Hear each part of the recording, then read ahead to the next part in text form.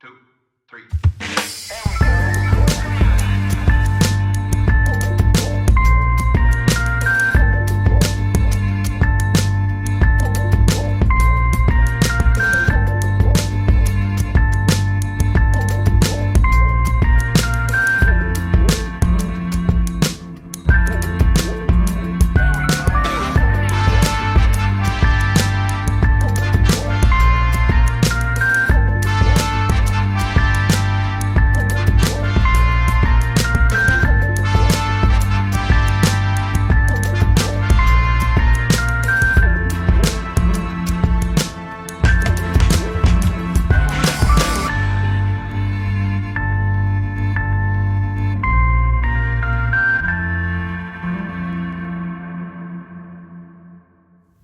Hey, how's everybody doing? I am here with Blair and David, and this is something new. We haven't ever had to do this or haven't done this before. So I guess it was about, Except for the entirety of the pandemic. I was about to say But COVID. this is not going to go well if you're going to correct everything I It's okay say. if you block that out, though. yeah, I'm trying to To be bury that fair. in my mind. Where were we? Oh, yeah. So I guess it was, 4 or 5 weeks ago when we were doing the Nevertheless series, and we bumped into some technical difficulties during that series, and we were able to capture the first weekend of that, but then the second weekend and a little bit of extra stuff that we did that second weekend, we never captured it. And so, I don't know, about 2 weeks ago, we thought, well, what if we just did a quick recap, a summary, the three of us, and looped people in, and we've even got some updates in terms of in terms of what had happened. And so, I want to spend some time talking first about that first week, just kind of summarizing and updating, or not necessarily updating, but summarizing that weekend. And there was a metaphor that really sat at the heart of this, almost like a bass note. And why don't you guys kind of share a little bit about that metaphor? Yeah, so first off, credit to our good friend Jeff Royal for coming up with this and a instance of shedology, kind of an environment that we have from time to time here, a little bit before that 2-week series. But the metaphor is this idea of sharing the road and different modes of transportation. So just to give a little bit of context, about a year ago from the time of this filming, so summer of 2023, we began to sort of articulate the fact that there are at any given time at least 4, really 5, if I'm being honest, 5 categories of folks who are in the room, at least as it relates to the identity or the label of Christian, and so those 4 categories are people who identify as a Christian, and they're good with that. They are comfortable with that label, whatever it means to them, and that's not always going to be the same thing as we're going to discuss here in a moment, but they're good with the label. Then you have folks who identify as a Christian, but they're not really sure how they feel about it anymore for a variety of reasons, some of them political, social, theological. Maybe they're beginning to wrestle with or kind of feel a little uncomfortable, at least in some contexts, with that label. Then you have folks who don't identify as a Christian, but maybe because of their experience here at Watershed or some journey that they've been on, they have an openness to it. Maybe there's new ways of understanding Christian as an identity or label, or Christianity more broadly, Christ following, and so there's a curiosity that they have. And then finally you have folks who they don't identify as a Christian, and they're fine with that. They might be more agnostic or atheist. Maybe they identify with another faith tradition. Maybe they don't care to label themselves within a faith tradition. They're just good with that. And then, a 5th category could just be anyone who those 4, labels don't land on. And so we introduced that, and we kind of circled back to it a couple times during the year. But in this last series, we tied it to the sharing the road metaphor, which basically, imagine Charlotte, the city that most of us live in. This is a city built for cars, and anyone who wants to make themselves, to get around riding a bike or public transit or walking, we don't have a lot of good space for that. We're getting better, but we live in a city built for cars in the same way that we live in many ways a country built for Christians, especially a certain kind of Christian, maybe a more traditional evangelical expression of Christianity. And so we can kind of map these modes of transportation onto these identities that we describe. So maybe the folks who identify as Christian and they're good with that, those are our cars. The world is built for them in many ways, even with good intention. Perhaps the folks who still identify as Christian, but maybe not as comfortable with that as they used to be. Maybe those are our bike riders, people who aren't identifying as Christian anymore. Or who don't identify as Christian but are open to it. Maybe that's public transit. The don't identify that way and good with it. Maybe those are our walkers. Our pedestrians. And then the nuns or the others. They can be riding like mopeds or something. I don't know. But the point is, there's the sense of sort of imagining this community, the broader world that we live in, as built for a certain mode of transportation. So what does it look like? What does it look like to both be more aware and sort of generous with one another, which is where we get this idea of sharing the road, and at the same time, what does it look like to continue to build, to struggle, to awaken, to love, to kind of point to our mission statement, to create a more egalitarian transportation network, infrastructure would probably be the best word. What does it look like to continue to strive and struggle towards a world that is more aware of and inclusive of any number of modes of transportation? And that's kind of how we described what Watershed's mission is. If we are awakening, loving, and struggling together as if a different world is possible, that maps real cleanly onto this metaphor. Yeah. And then, so there were these 5 different categories that were created out of this questionnaire that we sent out, and there was like how many? 115 responses. Yeah. 115, and like the amount of clarity or just epiphany in reading some of those responses over the last month has been staggering. And thank you to all of you who filled one of those out and gave us some feedback. It's been super helpful in helping us understand not just who we are, but like how meaningful this experience is for you as you're kind of making sense of your mode of transportation. So those are the different categories. And then there was a point in the morning where we talked about essential beliefs and things of that nature. Can you kind of talk a little? I don't want to get too far ahead of myself here, but before we get to that, I do want to get to that. I think it's important to note that there's a couple different ways of framing even the way that our community showed up to those 4 or 5 categories. So depending, and we'll have this graphic on the screen probably as I'm talking, but like you could look at it from one perspective and see that just under 50% of our congregation identified in what we're calling the car category. The I'm Christian and I'm good with that.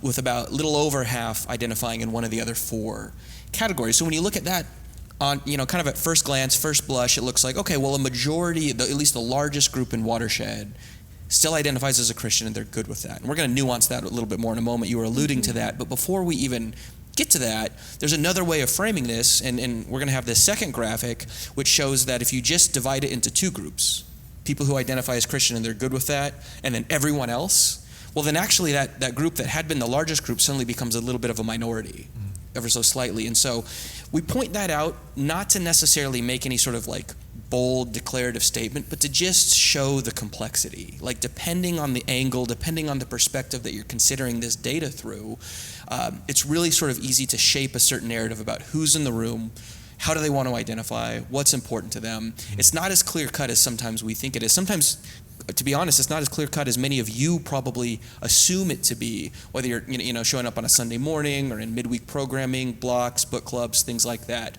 There's a lot of diversity in this room, not just at the level of gender and sexuality and race and things like that, but spiritually as well. a lot of nuance. Yeah, I think about, our awakening, struggling, and loving together. Like, that diversity is what makes that really happen. Mm-hmm. It wouldn't happen if those things would not happen if there wasn't diversity at the table. Yeah, there's no sense of friction. Yeah. Yeah. And that, so you made reference to another question on the survey, which we expressed in a chart, which you'll be able to see again, like I said. And once we kind of get into what those of you who filled out the survey still see as essential to your identity and essential to your belief system, that's where things get really complex. So not only are people identifying in different ways, but when you begin to unpack what they mean by that. So let's just use the largest sort of individual category, which is that car category, people who are identifying as Christian and good with that.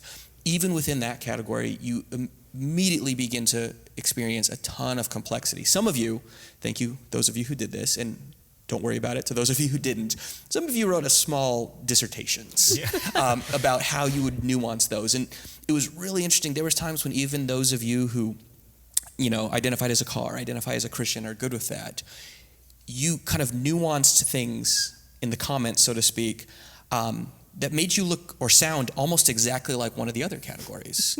And even for those of you who didn't, write small research papers, you all filled out kind of what your essentials were. And there are folks who identify as Christian and are good with that, and your only essential was simply the existence of God. Mm-hmm. And then there's others of you who don't identify as a Christian at all, and yet traditional Christian categories around salvation and sin or the resurrection of Jesus, you still hold those kind of firmly. And the point of this is just to show that, sometimes we make assumptions about what people mean by some of these labels and these concepts, and the reality is all of us are sort of kind of all over the place in the way that we identify, and to lean into the metaphor, all over the place in the ways that we are navigating kind of this shared journey of spirituality here in this community that we call Watershed.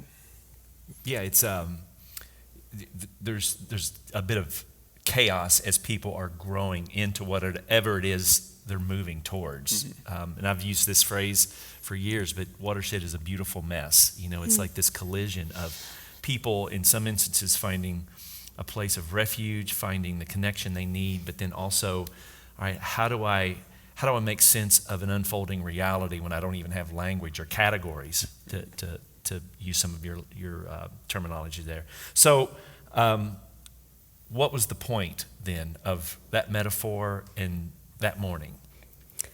I think I can just say there's this realization and this hopefulness that comes from that, because we are all moving in such different ways.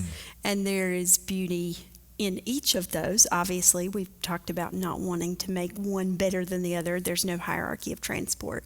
And I remember telling David and everybody the first week, the first 3 years I lived in LA, I didn't have a car. So I could only walk, take the bus, ride a bike, a scooter, or ride with other people. And that completely moved me from a place of individualism, moving around by myself and controlling everything, to being with other people and having to give and take and have conversations and listen to stories. And those were the things that disrupted me the most.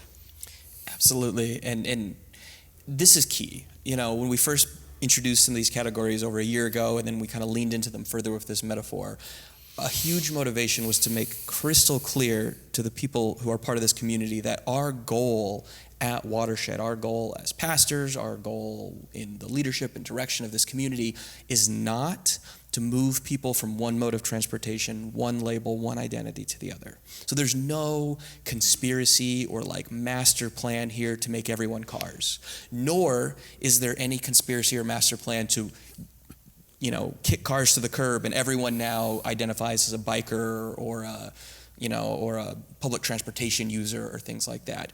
We take for granted on some level that there is going to be a diversity of identification of modes of transportation. There is going to be a diversity, in the ways that we're going about our spiritual journey.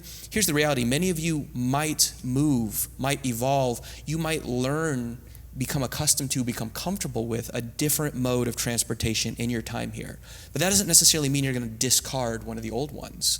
There's going to be nuance and complexity to your journey and to your identity, and we celebrate that. When we say share the road as the goal, that means that the destination is sort of beside the point. It's how do we conduct ourselves? How do we relate together? How do we be with and for one another while we are going to wherever it is that we're going? And that might not be the same trajectory, the same destination or endpoint for all of us, but we want to create a charitable, inclusive, loving togetherness in our existence sort of on the way. Yeah, I keep thinking about, you guys haven't heard this yet, it's going to surprise you, but I'm thinking about making a t-shirt. And you can get a t-shirt screen printed, which is the most efficient way to do it. They stamp it on there and it's done. You flip the t-shirt inside out, there's nothing on there. you can get the same image by sewing or embroidering something. On one side, it's a process, right? That's a much slower process than stamping something. And when you flip it inside out, there's this mess and tangled and threads everywhere, and some that connect and some that don't.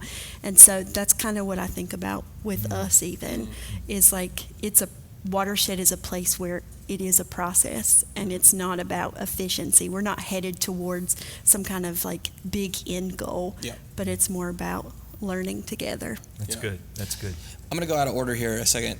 We're going to kind of end this recap of that first week talking about what we kind of identified as 4 ways to share the road, but we've kind of alluded to this notion. I want to make it explicit here, this idea of is versus oughts, all right? And so, again, let's return to the sharing the road metaphor. We have a city, and in many ways a world, at least in the United States. We have a city built for cars, all right? You know, it's not always hospitable, especially in certain parts of the city that are denser. It's a nice way to say that. Yeah, it's not always hospitable to other modes of transportation. So the is names that reality. So part of our attempt to learn to share the road more generously and charitably and hospitably is figuring out what is the best version of what is looks like. How do we make this world as accommodating as possible for those who don't identify or choose to use the dominant mode of transportation? That's the is. But there is a parallel mission that doesn't take precedence, but at the same time we don't want to get drowned out by the is, and that's the ought. And when we talk about a different world being possible today, that's what we're talking about. What does it look like? Not necessarily to eliminate cars or to eliminate Christians, although, you know, there are better ways of stewarding that car identity. You know, we're moving into a world of maybe hybrid or electric cars and things like that, you know, with an eye towards preserving the environment. And there's a shadow side to that too that we could get into around the batteries and how we obtain those resources. That's a different conversation. But the reality is, like, there's an ought, there's an aspirational existence that we also are striving for that is more egalitarian, more equitable, more just and generous. And so we need to hold both of these kind of parallel missions in hand, kind of in tension. How do we have the, you know, most emancipated, inclusive existence in what is? And then how do we strive for what ought to be at the same time? So the point that first week was there's such a beautiful diversity here. We're trying to understand and have language for how that diversity is showing up just in this one category. And I know you mentioned this the first week, that we could do this again with other categories, whether that's social justice categories and so on and so forth. But you guys, liturgy as well, liturgy, the worship practice, things like that. Yeah. So, but you said there's really 4 ways. There's more than 4 ways, but the 4 ways that you named in terms of this is what it means, at least in this season where we are in this series of sharing the road. And so can you briefly just lean into that, those 4 ways? You do the first 2, I'll do the last 2. Perfect. I see what you chose on purpose. The first is curiosity. Yeah. That's one of the biggest things. That has to be the starting point of where we are, and that most generous interpretation coming first in the midst of curiosity.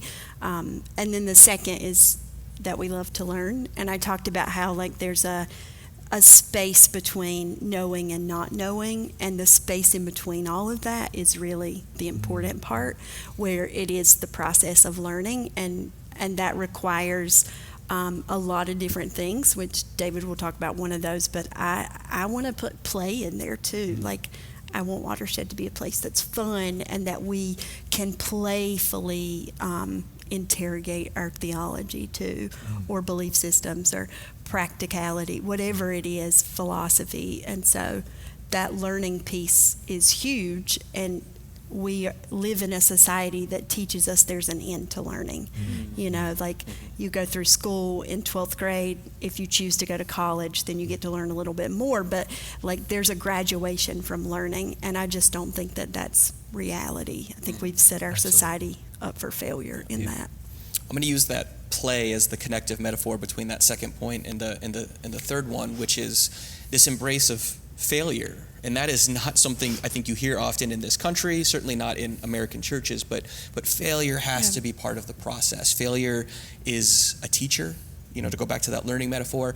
And the beautiful thing about play, usually, whether it's more formal play like sports or whether it's more casual play of kids just sort of inventing the categories or the rules of engagement when they're playing at school or with their friends and things like that, is play creates sort of this partitioned off experience where they get to practice being human, practice being adults, practice, fill in the blank. And failure is a huge piece of that. Failure is how you find out what isn't working. Failure is how you find out who isn't included. Failure is how you find out what needs to happen, what opportunities still exist. And so we have to embrace failure as a piece of this, which then connects to the final piece, which is the gospel, which probably not a word you hear us say much at Watershed, in part because we think it's sort of been appropriated or sort of, taken over by really narrow definitions in a lot of spiritual or Christian church contexts. But at its most basic articulation, its most basic expression, the gospel is this radical transgression, this radical sort of overstepping of expectations or norms. The idea of Christ crucified in the biblical narrative, the idea that the Savior, the Messiah, would both be identified with and then executed as a criminal, as a common person, was so radical, so scandalous that it just undid and sort of upended the norms and the expectations of the day, and that translates to our time as well. So whatever the gospel is, whatever way, because you got to understand, whatever it is, it's something that kind of transcends our kind of human, kind of cultural or contextual categories. So whatever ways sort of that it manifests or kind of comes into being in our time and place, the common thread between then and now is always going to be in some way sort of undermining or subverting what is normative and what is considered, kind of right and natural, because oftentimes those norms are the things that sort of hold people into their place. They, kind of maintain oppressive systems as the status quo and things like that. So it's always going to have that element or that ingredient to it. Well, and that circles back to what you named earlier in terms of the difference between what is and what absolutely it is in the ought. So that ties really well there. Yeah. So that kind of wraps up week one. Yep. And again, this is an abbreviated version. If you want the full-length feature film, the fuller version. There we go. No comments. Sorry. That's actually available. But that kind of brings us to week two. Yeah. And Yeah, and then so I'm going to kind of take over the Matt role here, kind of be more curious, because unlike with week one, the full-length feature film version is not available for week two. That's and right. Not only is it not available, I wasn't there. So I am expressing, I was part of the planning process, but I'm expressing genuine curiosity to the two of you. It was the best Sunday we've ever had. That is what I've heard. I have heard that. It's so unfortunate. My life is measurably worse, and there's nothing I can do about that. I'm so because sorry. I missed this Sunday. Don't do it again.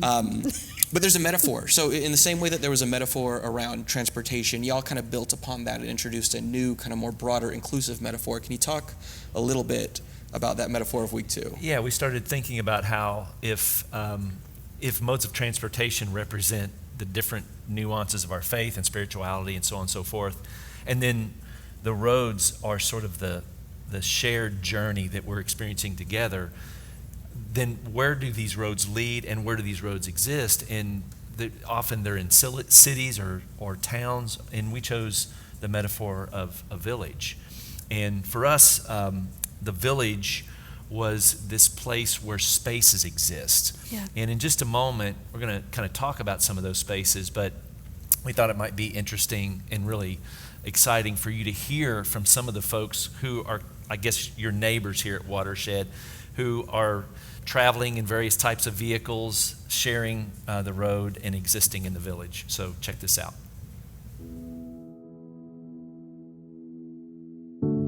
I see God here in very many different ways. I see God in the love and the acceptance that we have for one another. Even if we don't know each other very well, there's still a deep sense of love and community, of acceptance, of we're just very glad that you are here with us in this moment.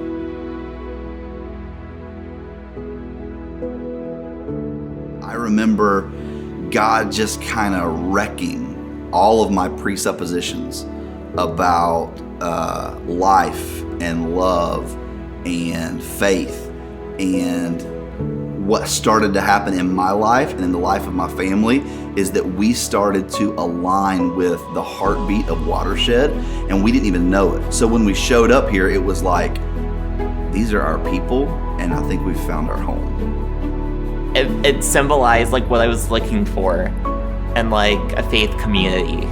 I just feel like I can be myself without having to like perform or like hide like behind a pious curtain. Like I can just be a member of the community of people who are loving, kind, caring, and justice oriented, which is what I'm all about. A word that I think I have started to really associate with Watershed and in myself and the members and the folks that I meet is authenticity. When we came here and saw a community living out the good of parts of that community and the inclusive nature is something I didn't honestly know existed in a church setting. You kind of just know that you'll always be like, you'll always kind of feel at home here. So that's what I really like about it, and it just, you feel nice here, like you always do. And like when you come in, from when you leave, from all of that, you always know that you'll feel safe here and feel like home. Charlotte to me is a fascinating community because it's a very old city, so there's a lot of that older tradition around it, and yet there's so much growth that's happening and so much movement that's coming into the city that it's really fascinating to see that as well. What I'm excited about for a community like Watershed is that there's a lot of opportunities for a community like this to make an impact in a city like this that is ready for a community like Watershed to make that impact happen, which is incredibly exciting.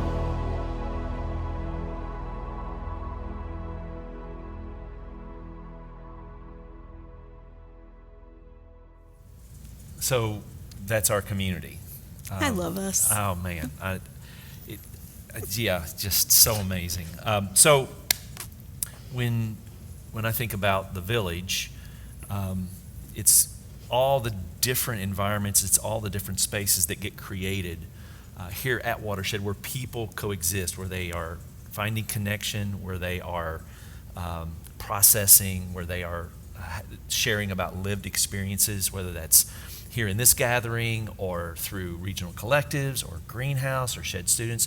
And if you notice, there's a lot going on here. I mean, a bunch of stuff that is just a picture of how animated this community can be over the course of a day, a week, a month, or a year. And so we talked about how the village is what happened, or we talked about what happens in and through the village, and we chose that language because we often talk about what God does in and through us. And then you and I spent some time riffing over really the purpose of all of this in terms of connection and integration. And what comes to mind for you?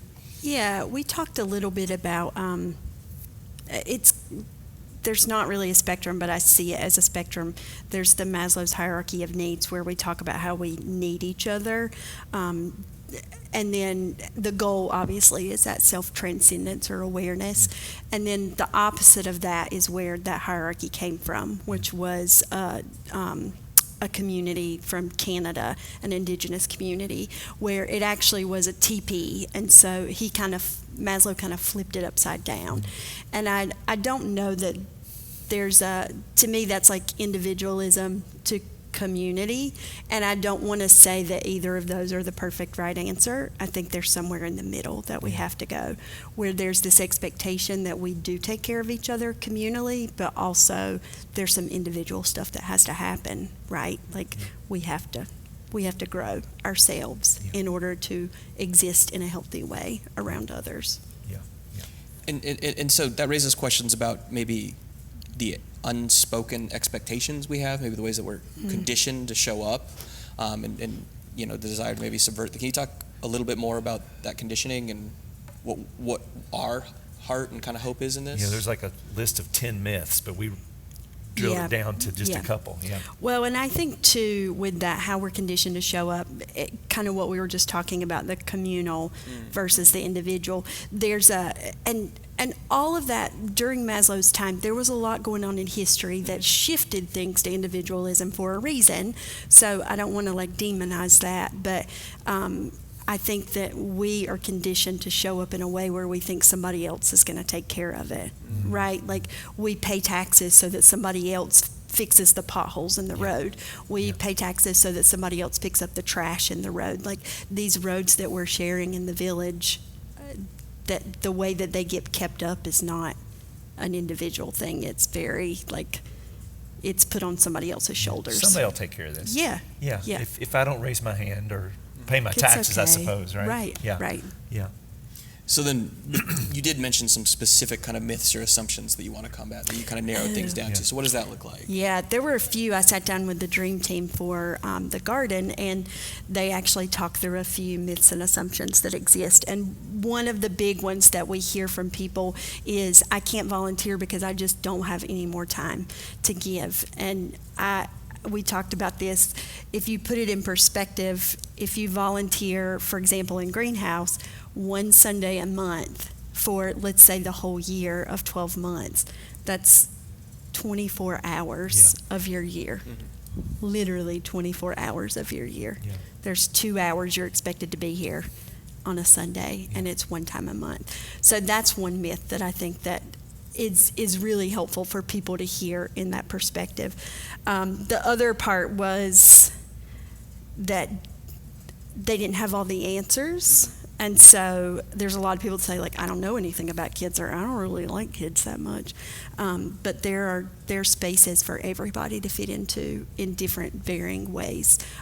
You can like kids and still not be with kids in greenhouse on a Sunday, or you can love kids and want to be with kids. So, Or you don't know how to do anything production related, or I'm not sure how to facilitate a small group or whatever that might be. And again, those are myths that are just sort of subconsciously or consciously kind of informing whether or not people raise their hand. When you take those myths along with the myth of, well, somebody will do it, I'm sure, then all of a sudden there's a vacuum of resources there. But yeah. The third one we talked about was very specific to working with kids, but people say, I'm with my kids all week, or I'm with somebody else's kids if they're teachers, and we hear that for sure. But the dream team really is like, this is kind of fun. It's like a blast from the past. You can be like with younger kids and go back to the age maybe that you love the most with them, which some of our volunteers last night at our onboarding were like, I want to be with babies. I have no babies. That's all I want is to snuggle babies. And I'm like, perfect. And then you also can get a glimpse of what is to come if you are a parent, where it's like, my kids are 4. And then if you volunteer with a 10-year-old, you're like, oh, this is where we're going, and I need to prepare myself for this a little bit more. So there's a lot of cool things that happen in that space. Yeah, for sure. And so those were the myths, right? Yeah. And then we talked about you got to swim upstream against some of this stuff. Do you have some things there that kind of surface for you? Yeah, so there was this thought where there is this swimming upstream, and every little bit counts. I think I forgot my math equation already again. 1 to the power of 365 is always 1. But 1.01, even adding on that 100th, changes it to approximately 38. So every little bit does count. Every little bit that you guys do, and that's resources all around. Yeah. And then there's also the idea of, and I always struggle to pronounce this, but it's Ubuntu. Ubuntu. Yeah. I butchered it the morning we were together too. So It's okay. It's that idea of I am because we are, and so there's a individual and community integration that happens there, and that was a big thing in South Africa with apartheid reconciliation or movement, whatever you want to call that, with Desmond Tutu. But that is a huge thing, I think, that we have to remember the value of that. And going back to the TP model with Maslow's hierarchy, there's this 7-year focus that they have where they say that each of us we are a product of the 7 generations that came before us, and that our kids will be a product of the 7 generations that come, before them. So we really have a lot of space, a lot of space to help create something different, whether it be a different way to look at failure so that we're actually moving somewhere, a different way to love and see people. The possibilities are endless. David, one of the stories I told that weekend was about Land of 1,000 Hills Coffee. Are you familiar with that coffee? I mean, just because we've had meetings there. Yeah, well, there's the location. They actually have coffee, shops now. But when Watershed first started, we were using some of their coffee, and this company was born out of the realization that in the aftermath of the Rwandan genocide, you had enemy tribes that then needed employment, and the coffee, the environment, the soil in that part of the world was really rich for coffee, and so they started some coffee farms, and all of a sudden you had all these people employed working alongside of one another who used to be told you were supposed to kill one another, and they would harvest the beans, and they would end up washing these beans at these stations, and through a real kind of organic, natural process, these people started telling stories, and the loss of humanity was regained, and there was a type of healing and a communal effort. A village kind of was formed through that work. And so when we talk about, every little bit counts, and I am because we are, I think that's a real powerful picture of what happens when you have all these vehicles sharing the road in this village with these different types of modes of transportation. Yeah, that's great. That's great. Now, the whole purpose of this mini-series and this recap thing that we're doing now, it kind of 3 parts. There's this point where we need to define reality. And once reality's been defined, we can dream a future. That's the different world being possible. The ought, defining reality is the is, dreaming the future is the ought. But then to connect those two, you need to design a pathway. But to wrap up that reality defining piece, we need to talk about deficits. Because for a variety of reasons, most of which are no one's fault, we've been experiencing deficits in a few resource areas, and we need to be clear about that to sort of kind of tie this, put a little bow on this and sort of make sense of it. So can you talk a little bit about that? Yeah, do you mind? You want me to do it? No, I'll go for it. You do it. No, so I know we're really rich on metaphors here, but for the past year or so, we've been battling financial deficits here at Watershed, and with a ton of courage and commitment and incremental growth, we've closed the gap on our financial deficit to some extent in some really powerful ways. We'll talk more about that part of it in just a minute, but the deficit that we have been kind of holding off and trying to figure out how to introduce into the conversation is literally human deficit, and that is volunteers. And so cards on the table, we're going to switch more to a literal conversation. But before I go there, if you've ever played the game musical chairs, the music starts and people are walking around, and then when the music, you remove a chair, and when the music stops, everybody tries to find a seat, and whoever doesn't have a seat is out of the game.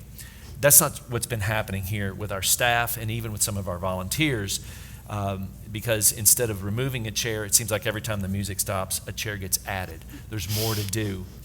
And so our staff literally at times has been like, okay, I can sit in that chair for a while, and then the music starts, and there's still empty chairs. There's still things that we want to do, that we long to do.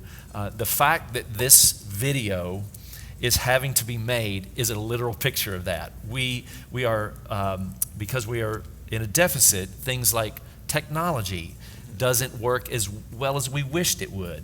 And so part of what we felt like this was so important here is, what does it mean to close that gap?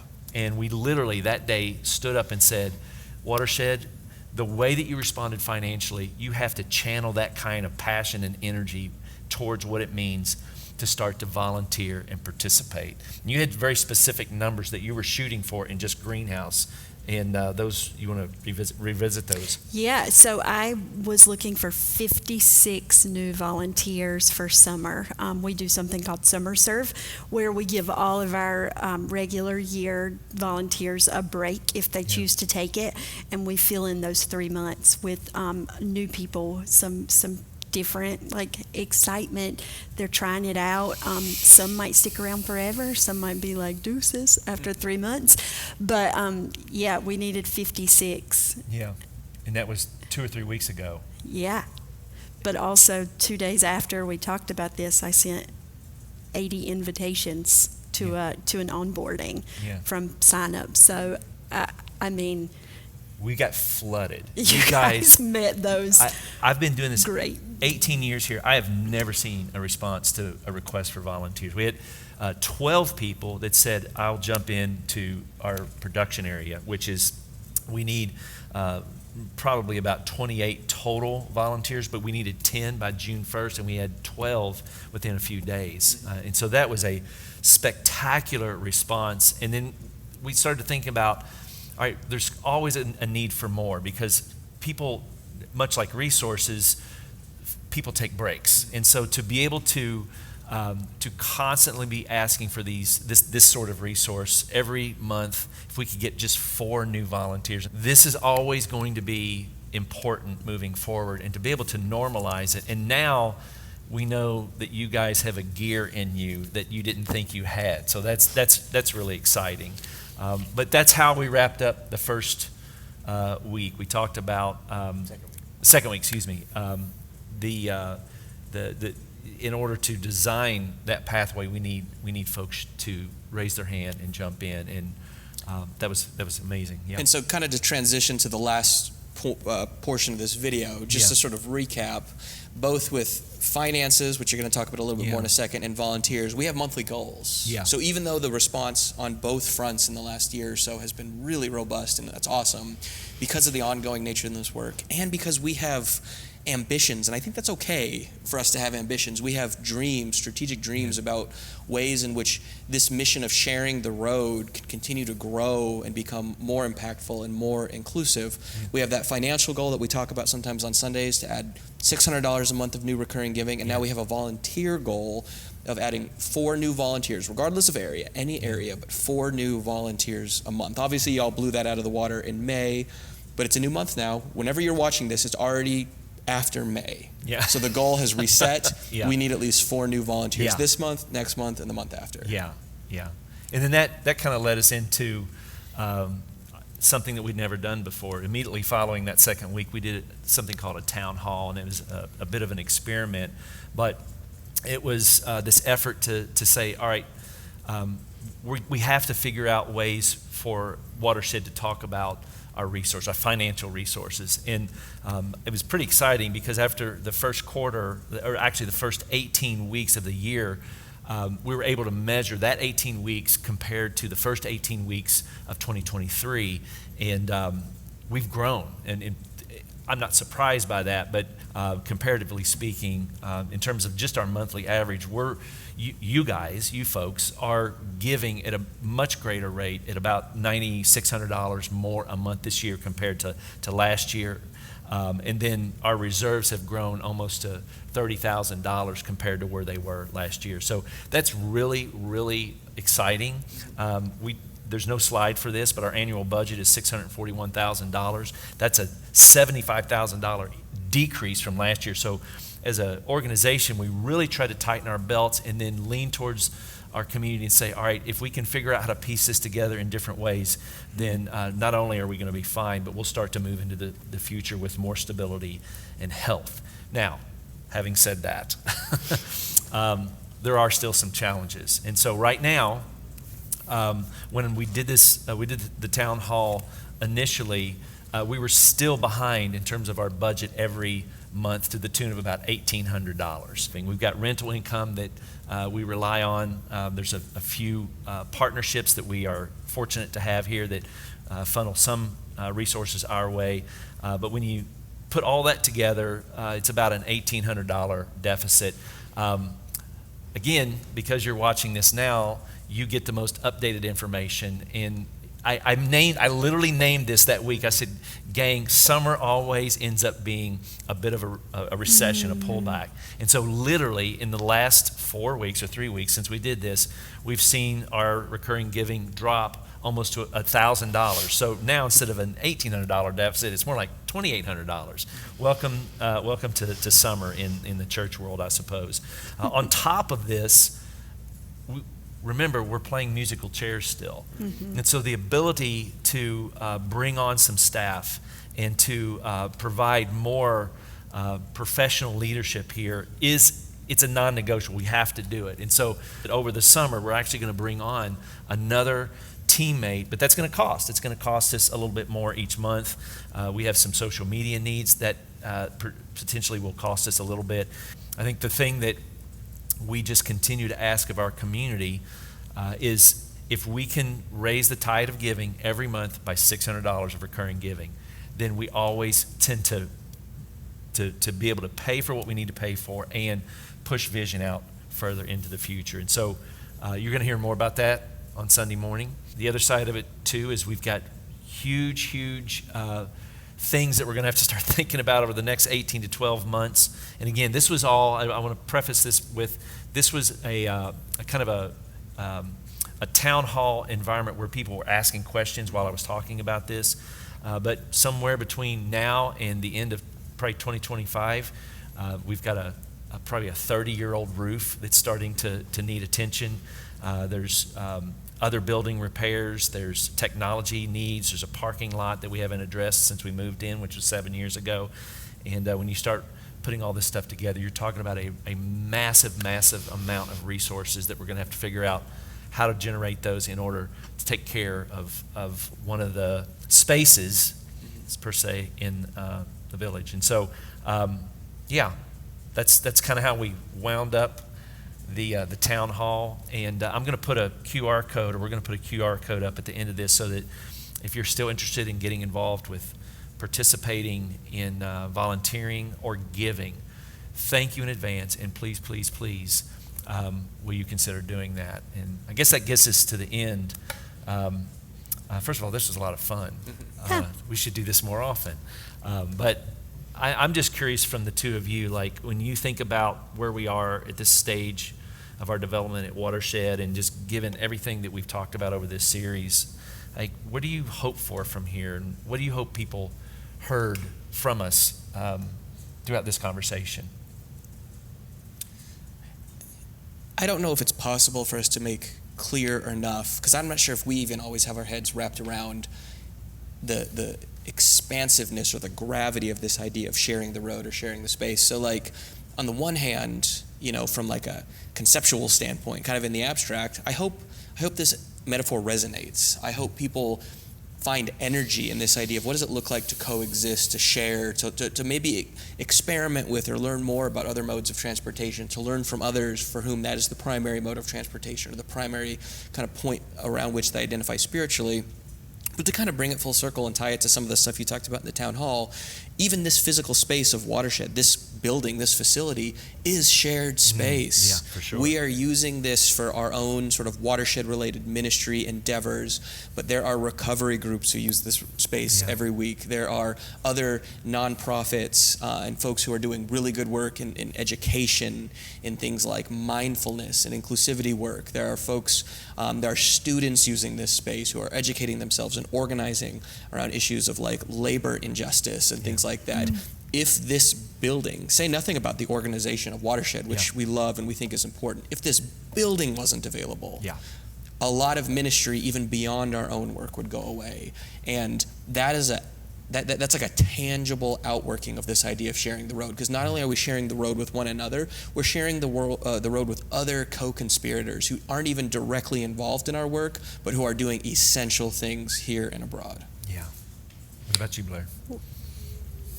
I was going to comment on that. That feels very different too. Yeah. I feel like I grew up in churches that really wanted to be involved in everything and kind of possibly sometimes micromanaging with that, but like that we can support people without needing to put our name on it, or like it's not about us. Yes. There's something bigger that we believe in, and the diversity of who we are is shown in that too, because there's this process happening that is because everybody's so different. I think, Matt, I want to go back to when we initially started having this conversation about what it looks like to share this with our community. You used the word scarcity mindset. And I remember us looking, or I think we were on the phone, so we didn't look at each other, but I remember us saying, like, but this isn't scarcity, this is a deficit, because we have the resources to fill in this space. And so what I want our people to hear is that you are the community, and if you step into this, then there's going to be really great things that happen. Yeah, that's good. I always get choked up, because it's only when I move out of this space and I begin to have conversations with people who don't have something like this, who are either in another city, or even when I hear people describe whatever community of faith they might be a part of, what I hear from those of you who have kind of fallen in love with this community and what it's meant to me in my own life and our own family, there's just nothing like it. It's such a unique, communally created spiritual community. And in the world where we live today, like, it's important, it is so important that spaces like this exist and that continue to grow and deepen and provide such an important need for folks who are, in some instances, spiritual refugees, in some instances, are in search of a place to heal, or folks who show up and say, man, I want to be a part of something that is all about human flourishing and love and compassion and justice. And so I will go to my grave saying this is one of the most special places on the planet. I just don't know of any other place like it. Thank you, guys. This was fun. Thank you. And Watershed, I thought this was going to be like 20 minutes, and I think it was probably a little bit more than that, but worth every minute of it. And thank you again. Hope you enjoyed this. If you have questions or observations, of course, you can always reach out to us through our website or our emails, matt@watershed.charlotte.com, Blair, David@watershed.charlotte.com. And again, QR code's going to be up there for the opportunity to participate, either with your time, energy, or resources. Thank you so much. We love you. Have a great week.